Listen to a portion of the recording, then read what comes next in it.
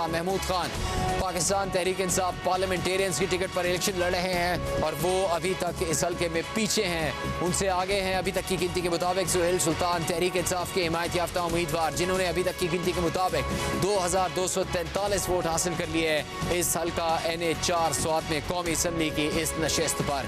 कुछ ही देर में कौमी असम्बली के मज़ीद हल्कों के नताइज आपके सामने होंगे, जिनसे हम आपको आगाह कर रहे हैं।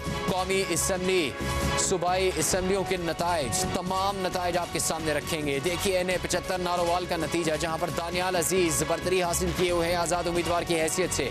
4213 वोट हासिल करके वो आगे हैं।